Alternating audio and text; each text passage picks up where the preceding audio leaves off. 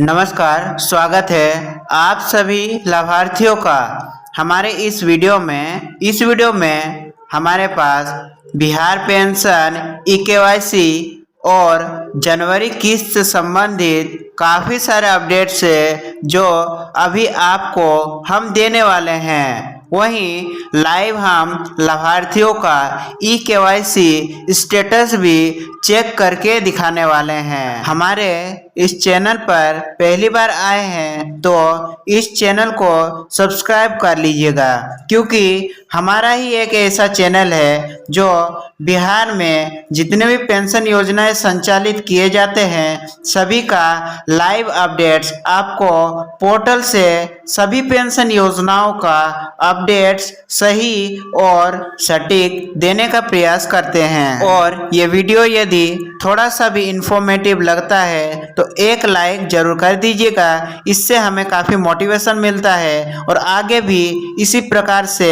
Videos को तैयार करने के लिए प्रेरणा मिलती है। वहीं दिसंबर महीने में काफ़ी लाभार्थियों का किस्त जारी नहीं किए गए थे। अभी वर्तमान का पोर्टल में आप सभी को लाइव वृद्धजन, विधवा और दिव्यांग पेंशन योजना का अपडेट्स देने वाले हैं। सभी 38 जिलों से ये रिपोर्ट निकल करके आ रही है। क्या आपने ई-केवाईसी करवाया? यदि अब तक आपने ई-केवाईसी नहीं करवाया तो रुक जाइए, इस वीडियो में ई-केवाईसी से संबंधित काफ़ी सारे महत्वपूर्ण अपडेट्स बताए गए हैं। उन अपडेट्स को जान लीजिएगा, उसके बाद ही आप ई-केवाईसी करवा लीजिएगा।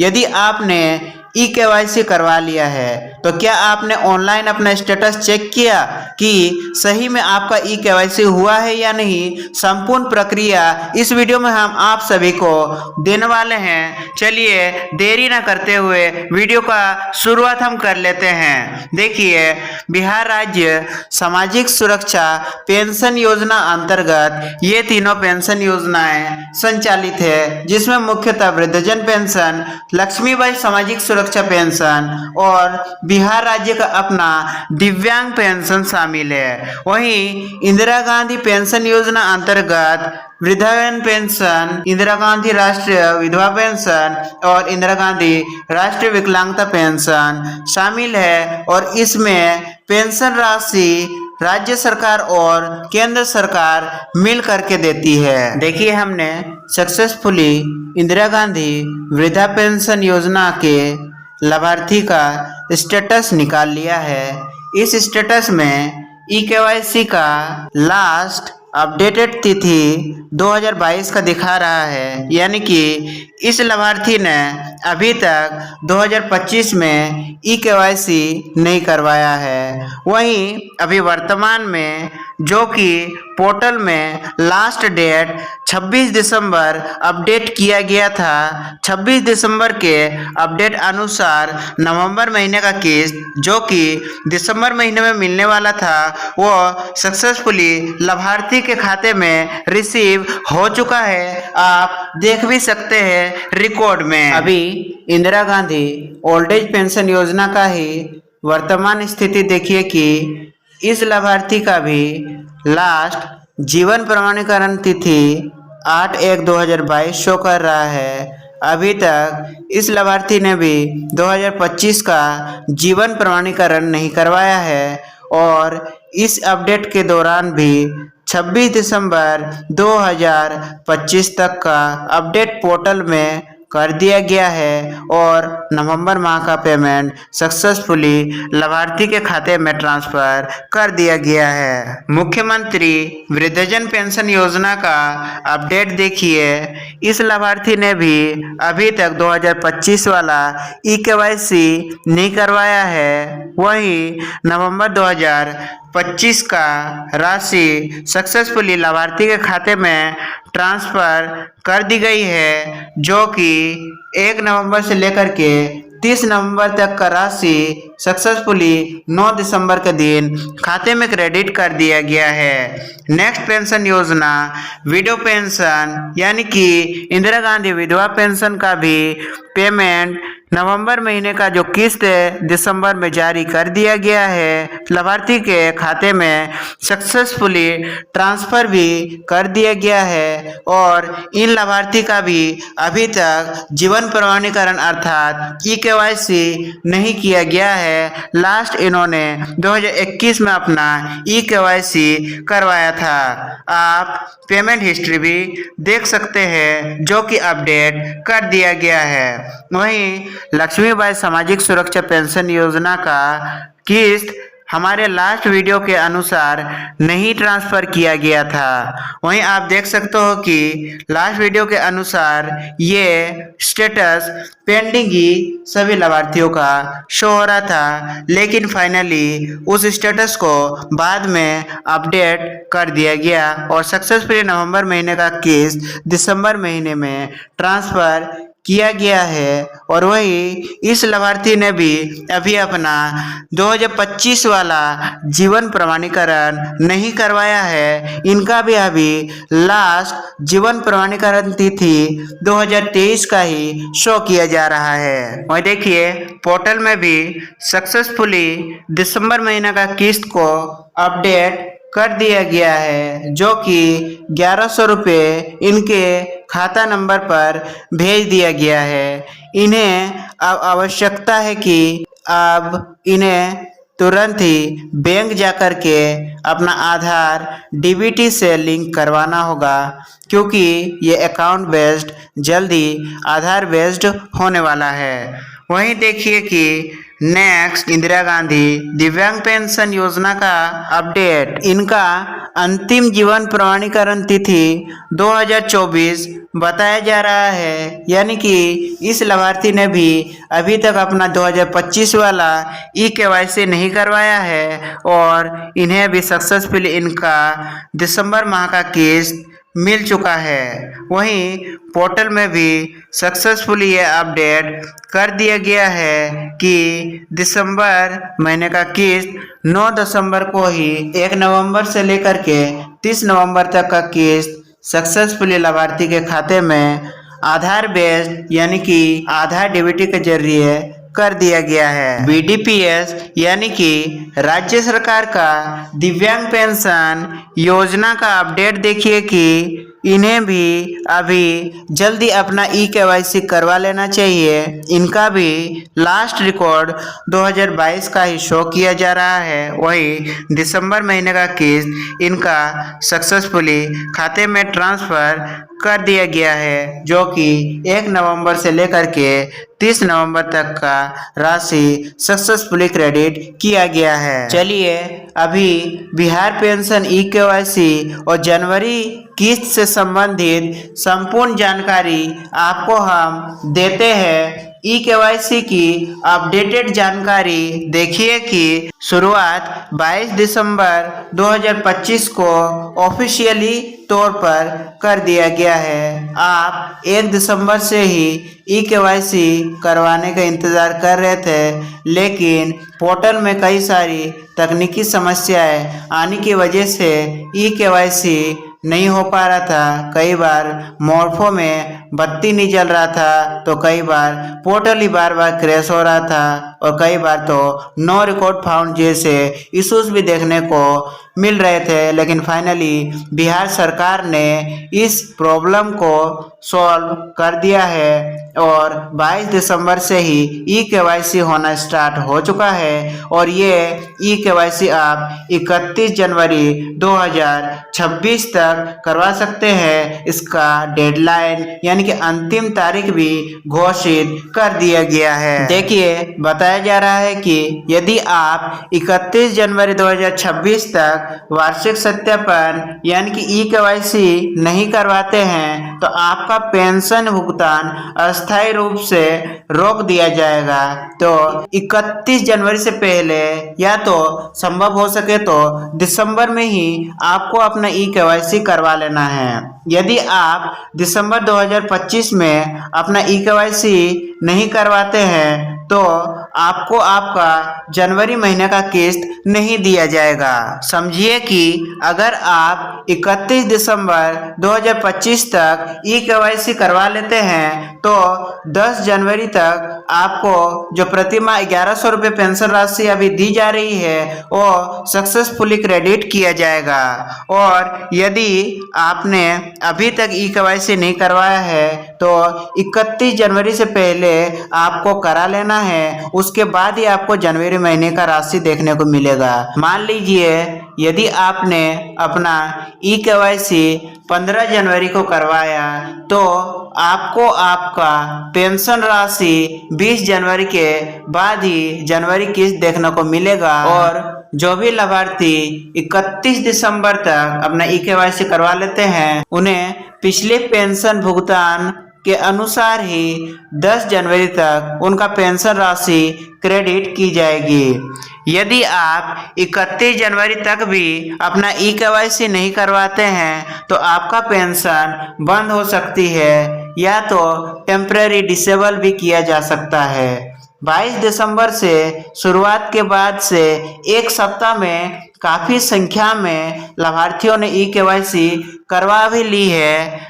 बताया जा रहा है कि 10 से 15% लाभार्थियों ने अपना ई-केवाईसी करवा भी लिया है। जनवरी में पेंशन किस्त कितनी मिलेगी, क्योंकि काफ़ी ऐसे यूट्यूब चैनल और मीडिया सोर्सेस दावा कर रहे हैं कि 3000 करके पेंशन राशि दी जाएगी, तो समझिए कि 10 जनवरी 2026 को 1100 रुपये की ही राशि आपको आपके खाते में दी जाएगी। यदि आप ई-केवाईसी पूरा कर लेते हैं तो ही ये राशि आपको देखने को मिलेगी। वहीं ई-केवाईसी के लिए आवश्यक दस्तावेज देखिए, ये चारों दस्तावेज बहुत ही ज़्यादा जरूरी है। पहला तो आधार कार्ड आपको ले जाना है, उसी आधार नंबर के जरिए बायोमेट्रिक से आपका ई-केवाईसी किया जाएगा।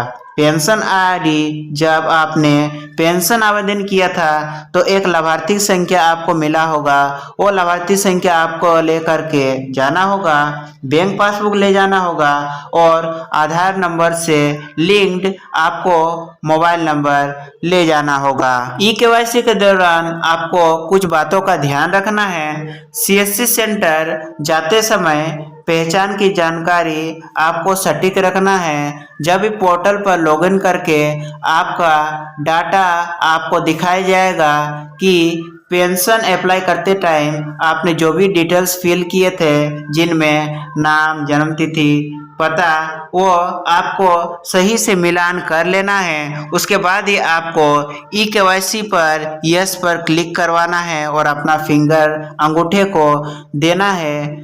और यदि सभी जानकारियां सही है तो ही आप अपना ई-केवाईसी करवाएं।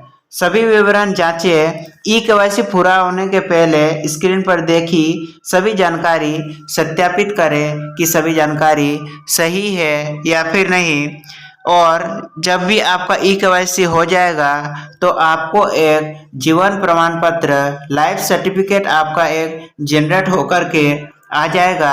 ई-केवाईसी का वो एक प्रूफ होता है, वो आपको रसीद ले लेना है, उसका एक प्रिंट आउट मांगना है सीएससी संचालक से, ताकि भविष्य में यदि पेंशन योजना में कोई भी दिक्कतें आती है तो आपको वो प्रूफ के तौर पर सबमिट भी करना पड़ सकता है।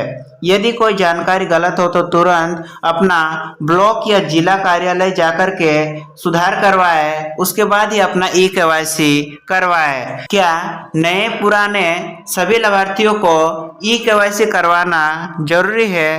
काफ़ी लाभार्थियों के मन में सवाल होगा कि हमने पिछले महीने ही नया पेंशन का आवेदन दिया है, क्या हमें भी ई-केवाईसी करवाना होगा?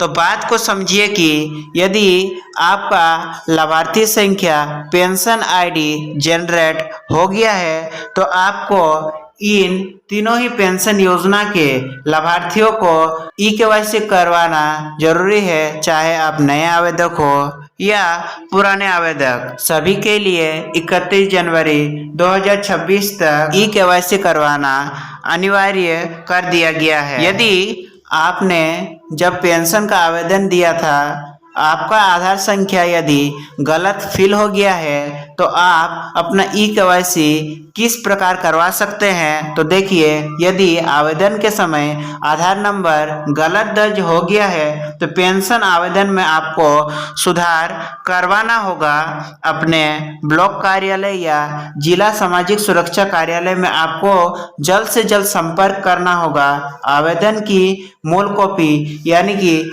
जेरॉक्स, सही वाला आधार कार्ड और बैंक पासबुक लेकर के आपको जाना होगा।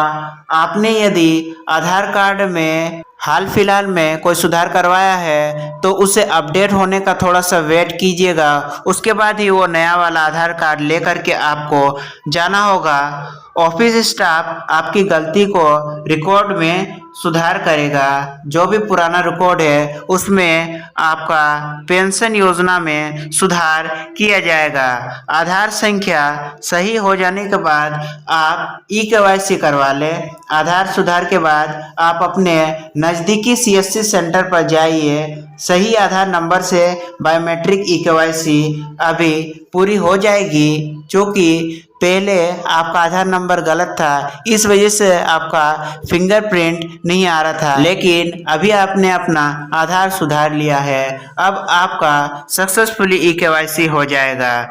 महत्वपूर्ण देखिए कि गलत आधार की स्थिति में तुरंत ही आपको ब्लॉक कार्यालय से संपर्क करना होगा, नहीं तो आपका 2026 से पेंशन योजना को रोक दिया जा सकता है। तो जल्द से जल्द अपना केवाईसी करवा लें।